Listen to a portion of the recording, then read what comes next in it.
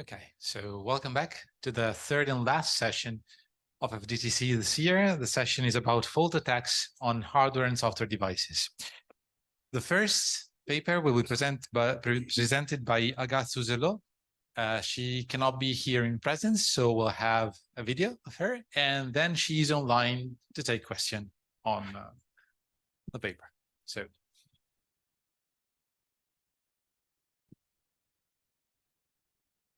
Hello everyone, today I'm going to present you a paper that I wrote together with Christophe Giraud. Hello! And that introduces two fault attacks on the very first and previously unbroken ECDSA white box. So I will start with some necessary preliminaries, then I will present you the ECDSA white box scheme that is going to interest us today.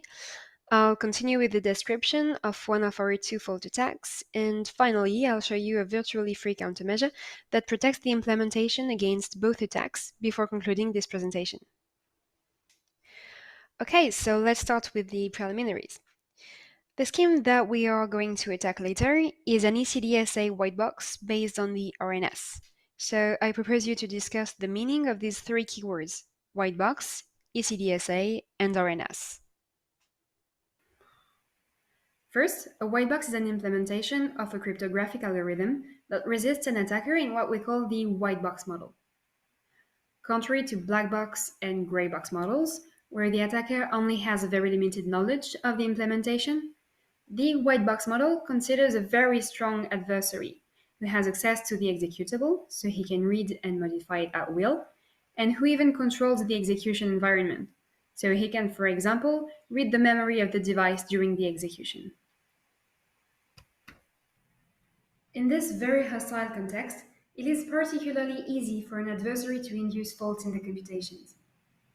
Indeed, while a gray box attacker has to rely on lasers or power glitches to cause a perturbation, a white box adversary can directly modify the binary, or even use debugging tools to stop the execution and, for example, skip an instruction or modify a specific register into a chosen value. Very precise faults are thus made possible, offering new possibilities for attackers. And in particular, reinjections are considered feasible in the white box model. That is to say that an adversary may store the value of some intermediate variable during an execution in order to use it to reinject it in a later one. The attack that I'm going to present you later is precisely based on this kind of fault. Now that we all know what a white box is, let's focus on the second keyword. So ECDSA stands for Elliptic Curve Digital Signature Algorithm. The parameters of that scheme are an elliptic curve E with a generator point G of order n and a 256-bit secret key D. So during a signature, a nonce K is first drawn at random, and the point R on the given elliptic curve is derived from it. The first part of the signature is the x coordinate of that point, we call it little r. And the second part of the signature is the value s equals k minus 1 times e plus rd modulo n, with e being the hash of the plaintext. Note that the sensitive values in that scheme are not only the key d, but also the nonce k, since its recovery allows the computation of d from s. So now we all have the ECDSA signature in mind, but the implementation that we are going to attack later is not a classical one. And in particular, we already said that it was based on the RNS. So RNS stands for Residue Number System. The idea is to represent an integer x into a basis of pairwise coprime integers p1 to pt. So x is represented as x1 to xt, with xi equals x modulo pi.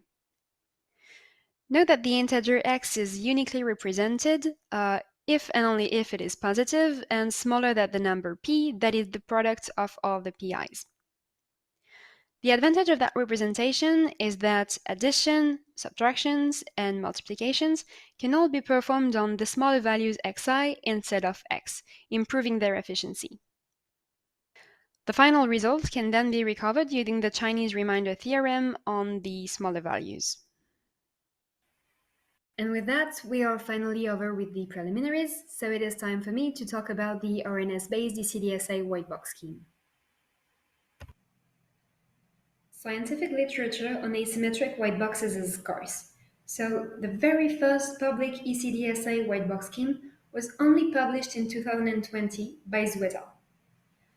The specificity of that implementation is that the signature is partly computed on the client device and partly on a semi-honest cloud server that may try to recover information, but that is supposed to honestly execute every operation. The key is fully contained on the client side, so the cloud server cannot get any information on its value. And in the client device, we will see that it is protected by the use of random permutations and lookup tables, the size of which is kept relatively small thanks to the use of the RNS.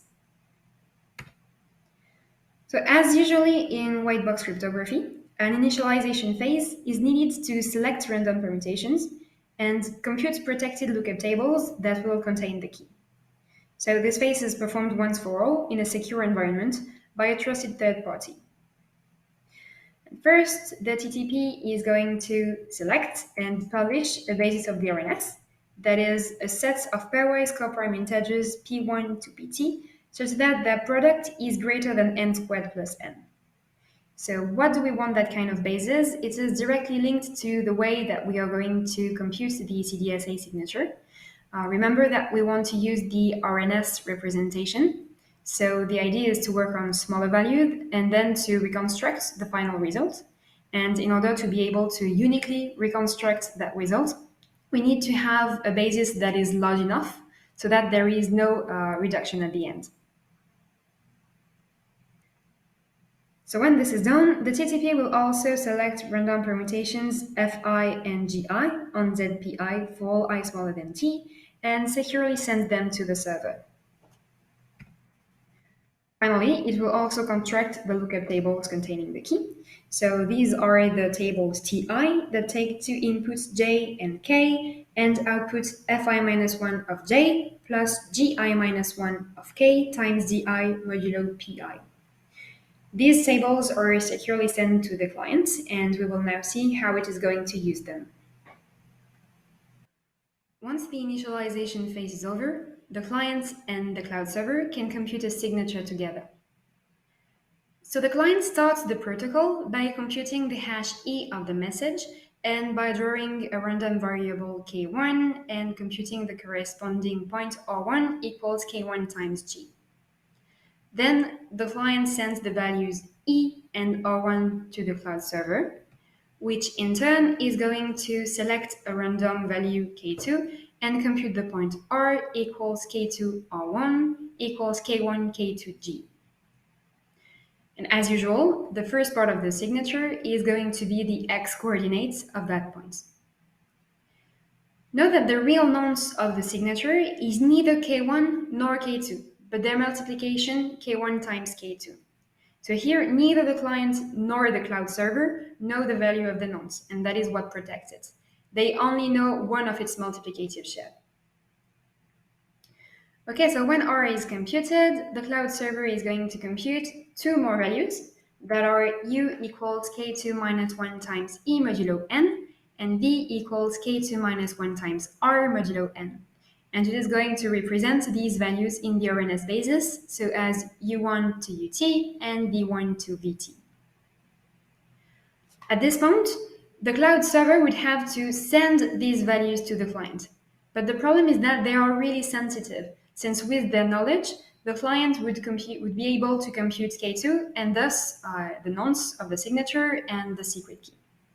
So what the cloud server is going to do is to encode these values to protect them. So for all I smaller than t, it is going to compute ui bar equals fi of ui and vi bar equals gi of vi.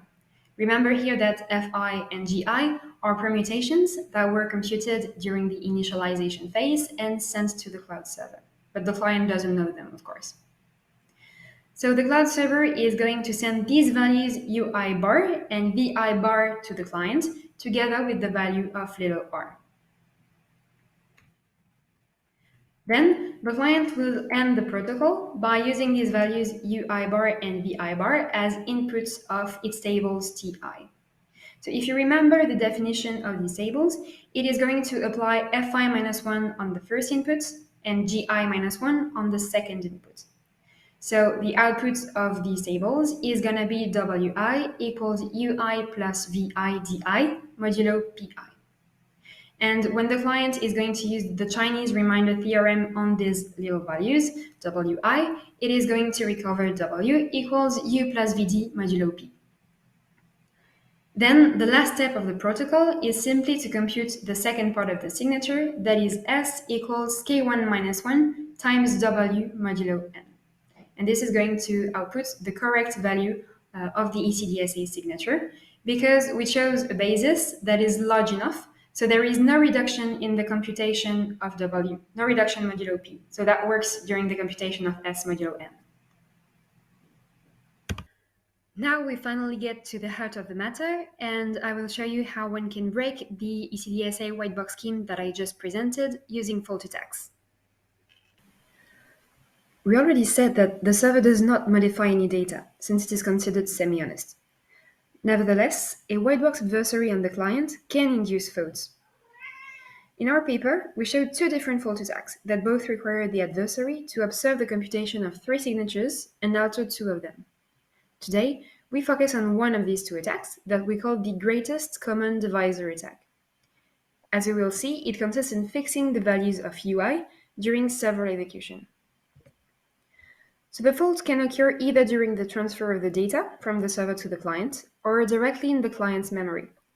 The idea is that by fixing the values UI during several executions, the adversary will obtain values of W with a difference equal to some multiple of the key. Now let's detail every step of the attack. So during a first execution, the adversary doesn't alter anything. He only stores the values W1 and UI1 bar for all I smaller than t. Then, during a second execution, the attacker changes the values UI2 bar into UI1 bar for all I smaller than t and stores W2 equals U1 plus V2 d modulo p. It does exactly the same thing during the third execution, so he changes UI3 bar into UI1 bar, and he obtains W3 equals U1 plus V3d modulo p. Then the adversary may compute 2 values. A equals W1 minus W2, that is equal to V1 minus V2 times z modulo p. And B equals W1 minus W3, so that is equal to V1 minus V3 times d modulo p. Then maybe you see where we are going. So the adversary will be able to compute the GCD of these 2 values, and that will give him alpha times d, with alpha being the GCD of these 2 values, V1 minus V2 and V1 minus V3. And finally, the key d can then be recovered by using a brute force attack on the value alpha. 2 remarks on why our attack works. Firstly, note that we can compute the GCD of A and B despite working with modulos, because there is no reduction modulo p during the computation of W. Again, this is due to the fact that we chose a basis of the RNS that is large enough so that p is greater than n squared plus n and there is no reduction. Secondly, note that the last step of our attack is possible if and only if alpha is relatively small, since we brute force its value. We thus tried to evaluate the distribution of alpha to see if our attack was feasible. And theoretically, we managed to show that in 99% of cases, alpha should be smaller than 62, so the brute force attack is really quick. Experimentally, we attacked 50,000 different white box instances with different private keys. And we saw that to obtain a success rate close to 0.99, we had to set the limit for the brute force attack at 58, which is coherent with the theoretical analysis. So our attack really is very efficient. Okay, we arrive close to the end of this presentation, but before concluding it, let me show an idea of countermeasure that we had. Both our attacks required to fold the values of UI bar without modifying the VI bar, or vice versa. So finding a way to bind these values together would be a good countermeasure. So what we propose is that during the initialization phase, instead of two sets of permutations Fi and Gi on Zpi, the TTP generates a unique set of bigger permutations Hi. If Fi and Gi were on a number Li of bits, then Hi must be on two Li bits. The idea is that instead of taking Ui or Vi as inputs, as Fi and Gi, it will take the concatenation of Ui and Vi as inputs in order to encode the values together and not separately. Furthermore, the definition of the tables Ti also changes a little. So instead of taking two inputs J and K, it only takes one input, applies the inverse of the permutation Hi on it, and computes the least significant bits of the result plus its most significant bits times Di modulo Pi. Then, during the signature generation, the cloud server computes and sends xi bar equals Hi of Ui concatenated with Vi, instead of Ui bar equals Fi of Ui and Vi bar equals Gi of Vi. The client can then compute the Wi by using the new tables Ti prime on the values xi bar that were sent by the server, and the result of W is exactly the same that what we had with the original scheme. Again, the advantage here is just that since Ui and Vi are encoded together by the value xi bar and not separately, it should be hard for an adversary to fix the values of the Ui for all I smaller than t without impacting the Vi. Now, if we look at the impact of this countermeasure on the performances, we realize that it only slightly increases the workload of the cloud server, but it does not change anything in the client side, which is quite interesting. Indeed, the cloud server has to store and apply bigger permutations, so there is mainly a memory overhead on its side. But in the client side, the size of the tables remains unchanged, so there is really no overhead. Instead of taking two inputs of Li bytes, it only takes one input of two Li bytes, but this really is the same thing. Okay, so we arrive at the conclusion of this presentation. To put everything in a nutshell, in this paper, we presented two fault attacks on the very first and previously unbroken ECDSA white box. Both our attacks are based on the reinjection of some specific values observed during an execution in later ones. And to counteract them, we propose a countermeasure consisting in binding the sensitive values together so that the adversary cannot modify one without impacting the others. This solution slightly increases the workload of the server, but not the client's one, and does not alter the size of the white box. Protecting ECDSA in the white box contest was already proven a hard task by the results of Chess 2021 WeBox contest, during which all the submitted ECDSA white box implementations were broken in a matter of hours. This study shows that even with the help of a cloud server that allows to solve some of the major problems that a white box designer faces, this task is still not an easy one. Thank you for your attention, and do not hesitate if you have any questions.